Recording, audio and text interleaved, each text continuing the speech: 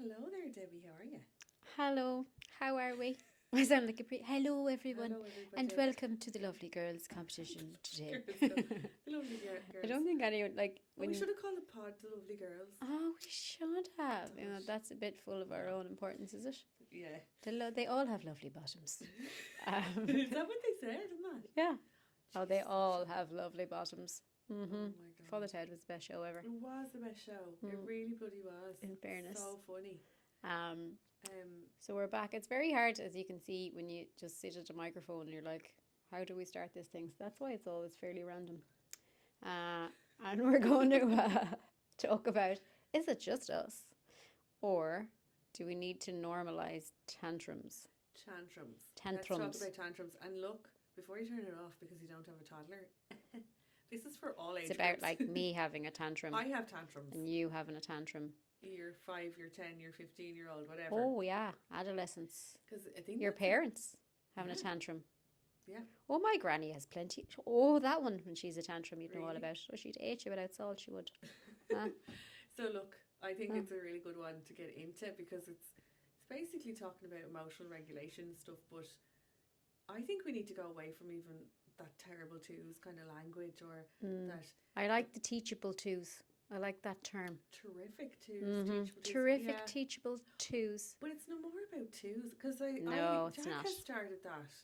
Like he's literally saying no and throwing things if I say it's time to go home from the library. And he's 15 months.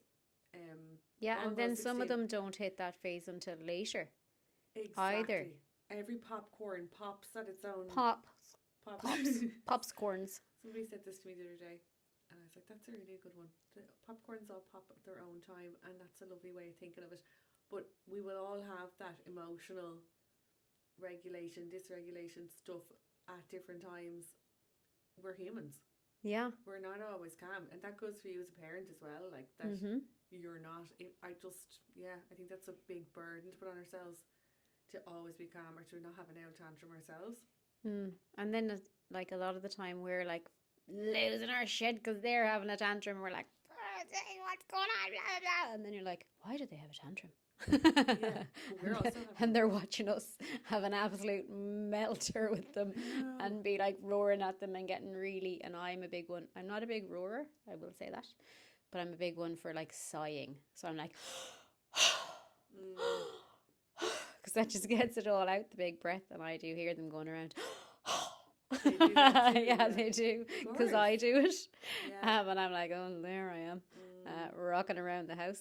So yeah, I think we're going to dive into this a little bit more technically today, or from a like psychotherapy kind of point of view, but as just a normalizing point of view too, as to why we go to the point of the tantrum, and how we can help ourselves as grown-ups not to go there, and how we can lower expectations of the children getting to those places because they're not emotionally developed in the way that we are. Exactly. And I literally the other day I had somebody messaging about their 5-year-old having tantrums and how they were just so worried because they were that bit older now and shouldn't it have stopped. And that's the big piece that most parents, I think, don't realise, that it's no, like the emotional regulation begins for most children most of the time around 7 or 8, and that's when the upper brain architecture kind of gets wired in. The emotional self-regulation begins, but it's not consistent. No, and it'll go offline as well, like any of us. Like, do any you of us. say, can you self-regulate all of the time? No. No, and my brain is well mature. Yeah, me too. At this time, so it's I think knowing a little bit about the brain, not to be trying to be a neuroscience, but just realizing the stage of development, and actually they're not doing it on purpose, they're not doing it out of boldness, they're not doing anything other than learning and developing. Yeah. It's good to always bring it back to that skill, like of, you know, when they're having the tantrums and they're not able to calm down from it, or they're having them continuously, or they're having loads and you just don't know what to do. Like, it is a teachable moment, and we spend all this time teaching them like how to ride their bikes and how to swim and how to talk, and like tormentous things, the swim and torture. But we do it again and again and again and again and again and again and again and again and again. Yeah. And finally, when they're ready and they're old enough and they've had all the times, then they finally get it. but we nearly expect them. Yeah, to turn 3 or turn And 5 or turn 10 yeah, and and stop. we're like, okay, now you should be able to do that. You should be able to. Yeah, and it's just not how it is at all. And I really, like, when I was training and I would have been teaching and I had a lot of, little ones that they would be getting upset or angry or hitting each other and all that. And once I started thinking about the brain, when I'd look at their little face and they were doing whatever they were doing, having their tantrum, I started to imagine their brain and like literally look at them going, oh my God, right now there's blood flow going downwards into the lower brain. The top of the brain that's reasonable is not online. The feelings are in the driver's seat. They're literally having an awful, this feels horrible for them. Their body's flooded with cortisol, adrenaline, it feels yucky, and they're having a surge of blood through their system, and that's why their hands are going up, or they're feeling the strength to hit, or their fists are clenched. They're in an animalistic state. And I'm looking at them going, wow, this is so cool to see it live, like in the wild. David Attenborough over here. Yeah, but I started to be fascinated by it. And then I started to try things out. So like in college, we learned about the mirror neurons, where your calm is contagious. And if you are mirroring or bringing a calm brain, a child or a person in your presence can borrow the calm brain and download your emotional state. And I'm going, is that really true? Let me try it here now in the wild. Wild. I never look back. That was pivotal, like incredible change for me to use that, try it out, and actually have a child go and stop. Or not, it's never the object to stop it, but to be able to soothe, I think is what I mean, and calm with me. To be with them in the moment. To be with me, to take my calm, to take it on themselves and to bring it back and to actually co-regulate. That is co-regulation. And sometimes there was words, sometimes I didn't need any words. Sometimes my voice helped, sometimes it didn't. And I started playing around with that. And look, that's why I'm just so confident and convicted in our approach and all the stuff that I teach teachers and parents, because I've seen it a million times working away. Yeah. But that co-regulation piece, that's what we do. That's what I do as a grown-up. So if something happens to me, good, bad, I'm angry, I'm sad, I'm indifferent, whatever, I don't sit at home on my own and go, oh, I have a big angry feeling about something that just happened. I am picking up the phone to you or to Charlotte or to James or to whoever, the person that I feel will be the one who's going to be my co-regulating space. Like if it's a work thing, I'm coming to you. Like if it's like a personal thing, I'm going to James. If it's something else, I'm going to, I am going to my people or my sister. I'm like, the connection. If it's a family thing, hi, help you. Yeah, and they... We need somebody. You feed off them because they are, it hasn't happened to them, so they are able to hear it in a different way and go, okay, this is what we will do together. They're not going to start shouting at you because you have rang them with this problem. Yeah. Hopefully. Well, maybe. But yeah, I know what you mean. So. But you look for that co-regulation. You do seek it all the time. And I think, we're co-regulating with our children all the time anyway. So whether they're excited or whatever, you're always this kind of barometer and you're bouncing in and out of regulation, dysregulation all day long. That's probably why it's so draining sometimes on the nervous system to parent, especially for more than one child, and they're kind of all co-regulating and attaching to your mirror neurons, whatever, all day long. But I just think it's like you can go from being really feeling disempowered or frustrated or angry or confused or worried about tantrums up to like, oh, I'm going to try this and I'm going to see my child and just accept them where they're at, meet them in this moment, bring in my parental space that I can kind of give to them. That's it. And now all of a sudden I'm not frustrated with them. I'm not expecting them to do better in this moment. I'm just going, right, here we are. This is what's happening. And I'm here. I just think you feel and way I still love yourself, you. and I still love you, of course. I mean, but it's just for me. I went from being a teacher pulling out my hair, being like, "Oh my God, what are they doing now? Not again!" to like, "Oh wow, like this is so cool. This worked," and God love them. Yeah, and when I'm working with teachers and SNAs, I'm always like, you have to, in those moments, you have to be like, I still like you. Yeah. Don't love them, but as a parent, then you're like, I still love you, Yeah. even in this moment, in this Yeah. really hard moment, because they often feel that push away where they're like, I'm not good enough now, or you're so bold, get away from me, go into your room or your whatever. I can't tolerate you. Yeah, that's the problem with the naughty step, calm down, step, isolation stuff. And I know absolutely sometimes if there's unsafe things happening, you need to remove children, keep them safe, or they need to cool off. But it's about staying with them and staying in connection, even if it's outside a door. But when we kind of put them off to think about it, they're not thinking about it. They're thinking, I'm bad and I'm not good enough, or I'm not acceptable when I have a feeling like this. I'm only acceptable when I'm Good. if happy, whatever. So Yeah. then you've the repression of the feelings and all that stuff. And that's just a Gets whole really, other really cycle. crap. So yeah, I still hear about the naughty step a good bit when there's tantrums and big emotions. Yeah, just to get out of my sight. It doesn't even have to be a naughty step. Like, it doesn't have to be that. It's like, get out of my sight. I don't want to look at you. Like, that happens a lot. Yeah, but like it does. I'm sure people listening here are like, Jesus, that's me. Like, it's very hard not to do if they're like, if you feel that you are getting to a point where you're getting really stressed out. There's a few things that I'd like to do as a parent, and you'd probably be the same, Hills, as Jack gets older and you're really getting like pushed to your limits with him with the behaviours. So I'm like, it's always a breath. Yeah. Like, and I swear to God, when you do this a lot, you'll start doing it with everybody. You'll start doing it with like parents, people, your friends, people who you just be like, I'm going. And I always do this. I have the little fingers on my fingers because I feel like I can't breathe otherwise. I need a bit of input, so I'm just like using my fingers to breathe here, and then a mantra. You know, like the mantra is calm is contagious. Yeah. Good child having a hard time. Yeah. That's hard to do in the moment. Yeah, I have like to practice. And if you've a pattern of like you grew up with people fly off the handle or tell you off when you're tantruming, then you're going to do that. So it's hard to break, but it's so not impossible. It's not impossible. And you know that feeling of like that when I was teaching and I started to visualize their little brain and try something else, and it bloody worked. I felt amazing. Yeah. So there's something really nice about that kind of competency surge we get when we've gone, oh, this went well. And then it's not linear, so it'll take one step forward, two steps back sometimes. But you're going, look, I'm trying my best.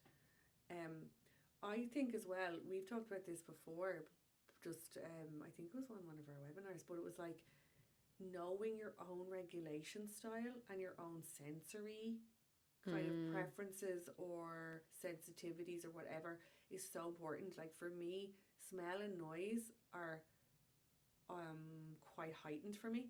So a smell could send me off yeah the radar, but also noise. And just there Jack was teething and stuff, and just he does a lot of shouting kind of. It's not crying, it's not it's kind of, like kind of thing. And if he wants something, he's not able to say, hey, I want a drink, or mommy play with me. It's you know. Oh yeah.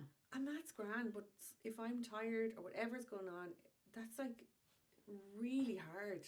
It's sending your stress. It's sending my stress, and I was just like, I could notice it. I think just notice what's happening in your body. If you can notice for a nanosecond, it's often the thing that makes you go, yeah, I need to open the back door. For me, I open the back door. Something about the air coming in, he gets distracted, he'd go out to a sandpit or something. I get a bit of fresh air on the face. Usually a bit of rain. Something to splash me in the face. But like literally, I just notice, I'm noticing a change, a shift. I'm noticing this sound is bringing me to something, and I just need to do something. So, and that's what stopped me from going, I don't know, shut up. I know. Getting into my own tantrum. No, I know. Is the thing. Because if we lose it, then we're not able to help them at all. Yeah, I know. No, we're not. But then it's easier said than done not to lose it, depending on any given day or whatever is going on for you. But it's just like trying to even check in with your own stressometer. I think that's what I tried to do. Like, I'm like, where am I? If 0 is down here and 100's at my mouth, am I 80? Like, am I, what do I need to do to get myself down a bit so I'm not going to lose it with them if they say, Mom, will you play with me? Yeah. And they haven't even done anything. Yeah. I'm like, oh, why don't you ask me to play with you all the time? You know, I'm and they're like, okay, Okay, calm down. But it's also like, if I'm able to say, okay, literally the minute John got home, I was like, oh my god, there was something about today with the, then I'm able to, I suppose, just reflecting and going, next time what'll I do? And there's a good Yes. few parents in the membership and that will, they wear the earphones. They're like really sensitive ears, and Yeah. they're wearing some sort of sound bud pod thing to just dampen it out.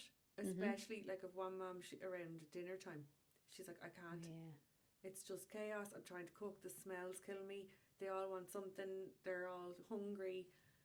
I can't cope. I'm putting in these things, and it just takes the edge off of the noise. Yeah, you're getting a sensory break. Yeah.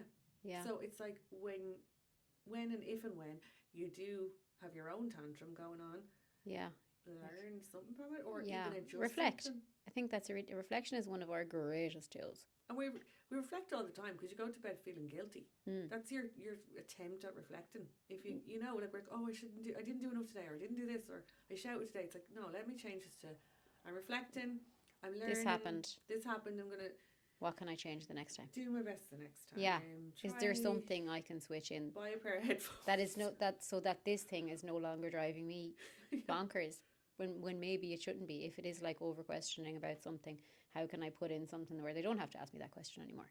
I know. The questions are a big one. Yeah, they are, especially, when they're off school, or, when you have them a lot more time than they do ask you a lot of things, and you can just get triggered by the question, even though, or it's like, you don't want asking me that, you don't want to keep repeating the answer all the time. I worked with a parent once. Her child was autistic, and she was asking loads of questions, and the mom just kept answering them, and I was like, do you know what if you didn't answer, and what if you said, I wonder, I don't know, what do you think? Yeah. Or, well, I mean, last time that happened, so anytime she asked a question, she met her with a little bit of a curious wondering. Game changer. Because then the daughter would say, well, I think this could happen, because the last time we went for football, like, she'd ask, like, will he be there at football? Or will, it was more of a nervous thing. Oh, it was like an anxiety. He'll be yeah. there. And Mum said, well, what do you reckon? So she said, it was like more of a last conversation. Week he was there, and he did say in school he was going to go to football, so I'd say he will go. I'd say you're right. Yeah, that's so nice in itself. Yeah, so it was like just that bit of curiosity, a little bit of a switch, and that if they're asking questions, you don't have to answer it. Obviously, if it's a question like a direct, I need something, you will. But in that case of the constant questioning, but why, but this, but that, it's like, what do you reckon? Yeah, get a bit curious. What happened last time? I do say to mine sometimes, I said this to you before, that I'm like, okay, you've got like 5 questions left for today each, so use them wisely. And they're off like, okay, right. What am I going to, like, it's only a joke, but it actually does make them think. Like, they go off, then they're like, okay, we won't ask her that, because we probably know the answer to that. And they're like trying to like problem solve and scheme and see like how they can get to the questions. They forget about it after a while, and they come back asking me, but it's just another bit of a playfulness on it. Yeah, and they know I'm messing as well. Yeah. Like, I'm not being pure harshness. Yeah. But I think, as well, with the tantrums and the big emotions, like, no more than ourselves, children move through different phases and stages and life events. And often when a parent could come to me and say, like, my 10-year-old's behaving like a toddler, and I'm going, okay, what is there anything going on? They're like, not really. There's no traumas, there's nothing major. And then we'll chat a bit more, and they'll say, well, we moved house 2 months ago, and there's a teacher that's not, they're not mad on. Their little pal moved to Australia. Actually, Granny's not well, but she'll be all right, but she's not great. Not seeing that. And then all of a sudden they're going, actually, when we look at these smallish, life things, their coping is compromised, or they're confused. Confusion brings up huge anger. So you'll go, actually, maybe there's a few of those things there that you need to have a little chat about. Yeah. And say, I wonder, are you worried about Granny? If I were you, I might be thinking, gosh, Granny broke her leg, or she's having her hip done, and I might be a bit worried, but I just want you to know that actually she's really healthy and she's okay. Or, just putting mind at rest, or just open up, is there anything I'm wondering if there's everything okay? I've been noticing that, you were shouting, I was shouting, you were hitting your brother. anything going on at the minute, Yeah. and leave space. And if they say no, that's grand. But just being aware of their life events and how that can feed into How they are. their mood and their emotional regulation. There's Yeah. times when it's just going to be compromised. And then another side of that as well is when, because this would have happened for me last year, this was a big thing going on in our family that they couldn't know about for a reason, just they couldn't know about it. But I was super distracted all the time. Yes, yeah. So I was on the phone, I was off the phone, I was heightened, I was, all the time. And there was a noticeable difference in them. Mm-hmm. Even though I was trying to play a blinder. Yeah. But it was always that I would pick up the phone and walk out of the room. And they would follow me. And I would have the two of them look at the thing at me. And I'd be like, no, give me, yeah, it's all fine, it's all fine. And, James would do the best to distract them, whatever. But they were totally off because I was. And it was something that couldn't be helped that I was off about. I was doing my best, but I couldn't. Do you know what I mean? Yeah. But it was I still had to give a lot of grace for their behaviour as a result of my stress levels. Yeah. And that's the connection, the mirror neurons again, that they also pick up on. Because they were anxious, obviously, like, why the hell is, what's this shift? And it's also like their imaginations. This has been a huge one for me in the therapy room where, something is going on in the family, child picks up on it, parents kind of think this behaviour is really worrying, and then we go, what comes out in the therapy is the child's actually made a narrative up that's not true. Of something way worse, or something way scary, worse, or like someone's dying, somebody's or sick in our family, or mum and dad are going to split up, something really awful. Separation is a big one that comes up. Yeah, thing, yeah. And actually, the mum and dad are on, we're definitely not splitting up at all, but we have been having stressed out conversations because someone in our family is X, Y, Z, and the child's they've gone down a rabbit hole. So it's yeah, and even since that last year, I didn't even think about doing it at the time. I don't know why, but I was able at the time to have a developmentally appropriate conversation with them about the why, and I didn't, and I should have, and I have done since. Okay. So there's often something developmentally, or just name it, that something is going on with a certain person. It's not for you to worry about, but you might notice that I am a little bit off, and I get that. And this is for the adults to yes, do, not exactly, for and it's not for you. It's nothing to do with you, and it's nothing to do with me and Daddy, and that would have given them enough information that they wouldn't have been worried. But at the time, I was too spiraling to be able to just like, yeah, it's all fine, we're fine. And you're not. It's like, and I'm a therapist, and I know these things, but when you're in the spiral, it's very hard. It's very hard to access that, isn't it? Yeah, it's mad. And teenagers as well, like teenagers go through this developmental stage of really like tantrum, like toddler like behavior and development for their brain, again, like impulse control jumps back offline. And like I remember reading that in one of my developmental books, and it was like the 12-year-old's like the 2-year-old, the 13-year-old is like the teenager, 3-year-old. Teenager. It's literally like take 10 years off. And that's the age they're at, and they start the risk taking, they start the boundary pushing, they want to assert themselves the way a toddler desperately needs to assert themselves, like, I do it. It's a new stage of autonomy, isn't it? It's autonomy again, and that is needed.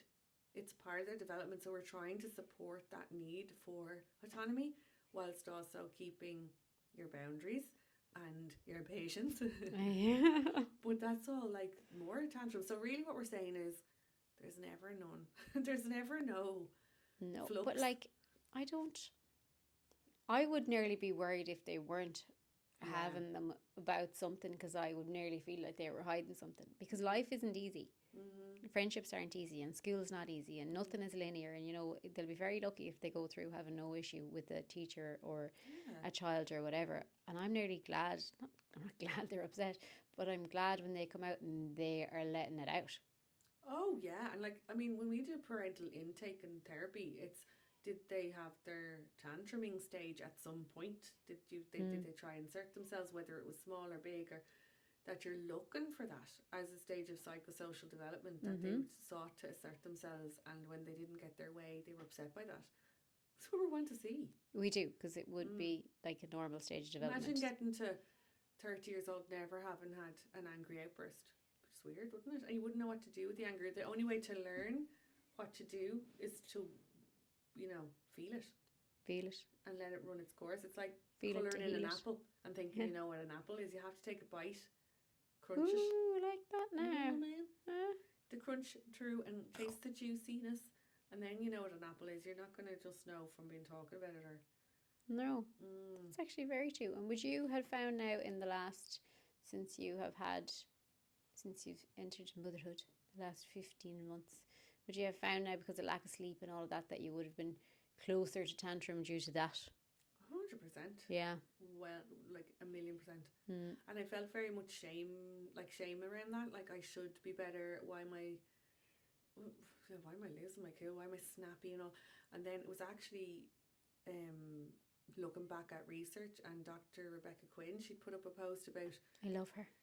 She's unreal. Brilliant. She put up a post about like what happens in your brain after you have a baby, and like the grey matter, the shrinkage, but the emotion regulation as well. That you're heightened to emotion. And then also I had read about sleep, and the number one thing it does is it prevents you really from being able to regulate your emotions, and that took away the shame for me, because I went and I understood where I was developmentally. No, like it's because true. My brain was changing, and also I was in a state of absolute sleep deprivation. So I was able to say to John, I'm sorry, I'm really snappy, I own it, I'm taking responsibility, it's not excusing it, doing my best. And he was like, yeah, I can meet you with compassion here. And yes, I looked, then he started the night weaning, and he was wrecked. Yeah. He was and like snappy and tantrumy. I never felt so seen. He was like, I always thought it was amazing that you've been breastfeeding our baby and up all night, but oh my god, how the fuck did you do it? He was like, I am shattered. Yeah. And it was 2 weeks of Jack waking maybe once or twice. 2 weeks. I was like, no, not 15 months, bitch. Like, no, I honestly, he really got it. But it was I think that's a good thing though, that that he can now go, okay, I actually get it. But he also found it hard to regulate his emotions a little bit more. He noticed that he was like fraying a bit. No, he wasn't, it wasn't major, but he did say to me, no, I can see now. Yeah. That like, oh yeah, I think who doesn't lose it a bit in the first. I know. Bit. But are you a fighter or a flighter or a freezer? I love. Do you know, this is something you should do for yourself. I loved doing this, in college, to figure out what I was. Oh yeah. Yeah, because I wouldn't have ever reflected on it before. I suppose. You're a fighter. Yeah. Or freezer sometimes actually. I would have. I'm definitely more able to articulate myself now. I definitely used to be just freeze, say nothing, and then go away going, Jesus Christ, I should have said that. Yeah. Which is so annoying. Don't tend to flight, but do... now I would articulate myself, but not in a... I don't know, try not to be as shouty as I would have been. Yeah. I would have usually blown off the handle, like when I was a teenager and stuff, I would have been like, shouting and cursing, yeah.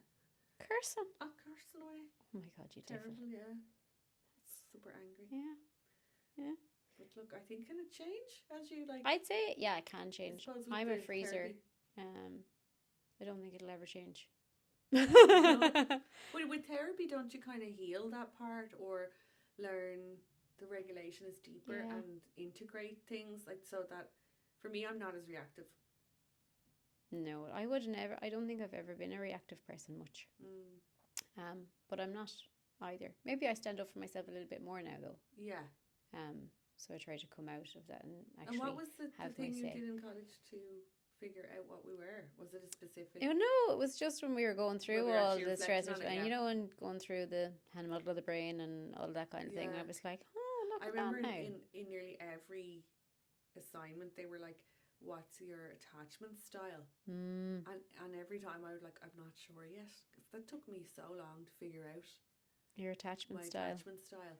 But that has an awful lot to do with your regulation style and how you are in the relationship, obviously, with yourself. Yeah. And with others, with your child.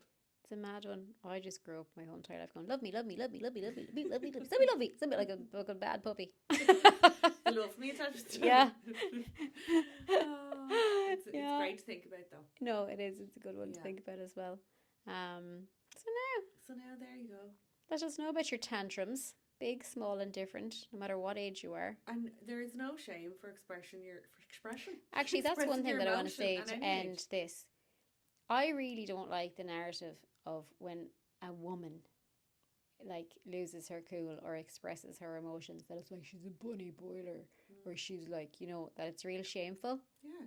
Like, it's absolutely okay to lose your shit if you feel passionate about it, or to talk about it if you want to, or like go into a big tantrum about something that you believe in, and don't let other people say like, oh, you're fucking, you know, bunny boy's mental, you know, this kind of stuff.